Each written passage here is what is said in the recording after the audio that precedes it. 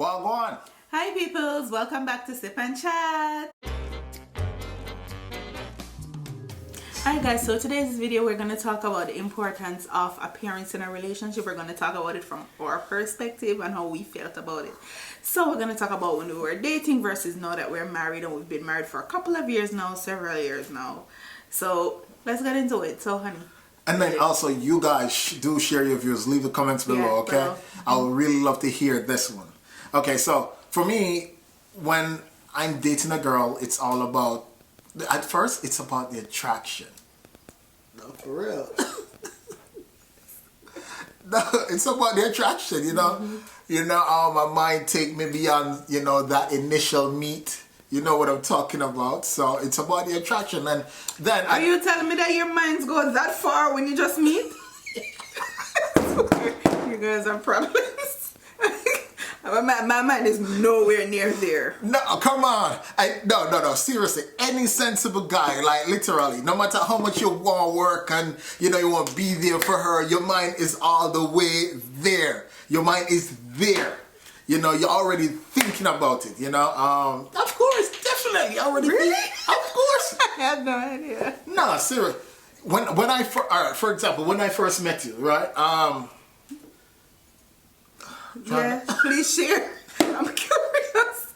Go ahead. You know, when I first met you, yeah, you know, this nice, slim browning, you know, the eyes that got me, the smiles, when I said the hello, she was like, hello. You know, so imagine. Let's not even go down that road, okay, people? No, much seriously. At that point, you know, after talking to her, realizing that, hey, this girl could be a nice one, you know. Yeah, my mind started to stray, of course. You know, look at the tall legs. Imagine those legs. Let me sip. No, for real. Really? Yeah, for real. I was there. I was there already. I was there. I hope your daddy not sit down there, for real.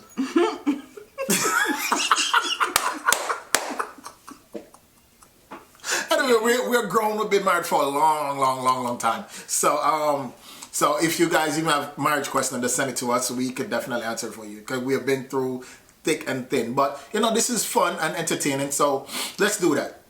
So for me, it was at that point my mind was already there. But at the same time, it come down to, you know, how sophisticated that person is, because it's not even though it was that, but that eventually plays out.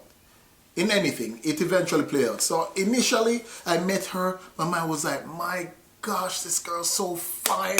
You won't get her in the bed tonight. But, well, you never know. Any sensible girl would know it. No, I didn't. What the hell would I? What my Anyway, you know what? And because remember, we met on a bus. I was even looking that cute because at the time I had perm and I was gonna get my hair done. I was broke. I wasn't really dressed up or anything. I was just wearing regular old yard clothes. I was in Jamaica. If you know yard clothes, you know you're Jamaican. Jamaica, you have yard clothes separate from clothes you wear like when you're going out. So I was just right. Regular clothes to go get my hair done. I met him on the bus and we were talking. I wasn't even interested. He was the one that was like pushing the conversation, and I'm like, will this guy just shut up and let me read, because I was reading a book. You was saying that? Yeah, in my mind I was like, damn it, I'm not really interested. I guess them really right. It take a lifetime to know a person, right? Who would have thought? I wasn't interested, honestly. But he was persistent. Yeah. And eventually we get the cookie. Yeah. After. Lies. Truths. No, seriously. No? Yes. But well, at that point, my mind was still wondering when I get the cookie, but I stuck in there. And I got the cookie. Anyway, so, well, for me, in terms of appearance, it was important. All right. It was probably more important when I was younger versus now. Right. Maybe now if I'm dating, it would still be important, but I don't think it would be everything. I would kind of look beyond that. Right. As long as, I mean, like, there are certain things that's a hell no, like buck tooth.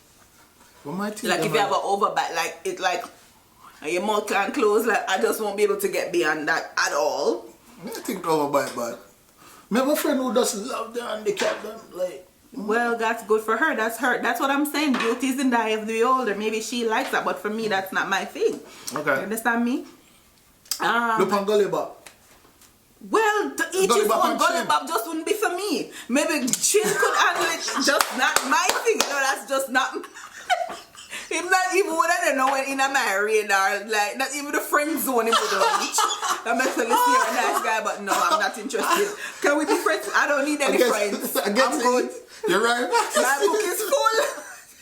We can't take no more phone number right now. That's me.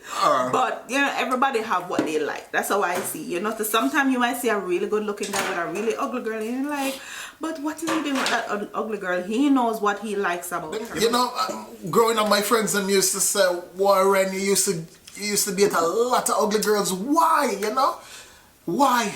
You know, but I guess you know that was preparing me for the beauty, you know, to come. You know.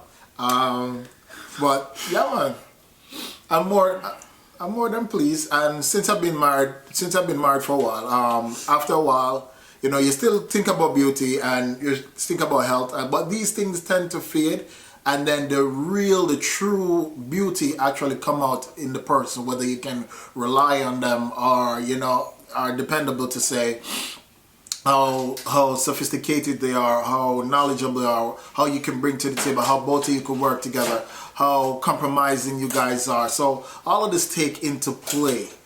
You Yeah, so for me, in terms of after marriage, so before marriage it's important to me. There's just certain things I'm not gonna get into, no matter how. If you're ugly, you're just ugly and I'm not interested, because you know you want to have kids and you don't want your kids coming out looking like Chewbacca or Bigfoot, so therefore you're not even gonna look in certain directions, right? But you find the person, obviously you're attracted to them because you married. Well, yes, but not by me. That's what I'm saying. Okay. You know, but you know that is not right. Anyway, that's their prerogative. Everybody have the right to marry who they're attracted to. I guess every tree have a stick of bush, right? Every And bush have a I'm stick just of tree. Yeah. Well, if I'm born in the bush, that's just not my tree. So anyway, if you want to marry, once you know you're attracted to the person, everything seems to fall into place. Then you know you marry that person. Once you're married, appearance is important, but remember, after you're married, especially when you start having children and you work and you're dealing with finances and all of that, sometimes that isn't even the most important thing. Anybody who's married can attest to that. Yeah. Okay, as you get busy, there are more demanding things than getting your makeup done. I mean, for some people, I know for some women they make it a priority to do that, and I'm not knocking you, lady, good for you, but my husband knew from he started dating me that I don't like makeup. It's never something I did. I don't like heels, because if I need to run, I'm not trying to have to take off heels and leave them on the corner. I want to get out of there fast. So that's just me. I've always been true to myself, and I'm more of a natural kind of beauty versus, you know, makeup and all that. So I just say to each his own. But for me, after marriage, I like beard. She like it rugged, you know? Yeah, I like a bit of stubble, but he doesn't wear his beard anymore like he used to, which is grounds for divorce for me, but we didn't have a prenup. So because the corporate world. For me, as long as he smells good and he smells good, his breath isn't all funky, and he's not smelling all ripe under his armpit. As long as those things are taken care of, I'm fine. I don't worry about him getting up all dressed up, going to the gym pumping, because nobody have time for that. We have some life can get really hectic, especially when you're running your own business or you have 2, 3, 4, 5 things going at a time.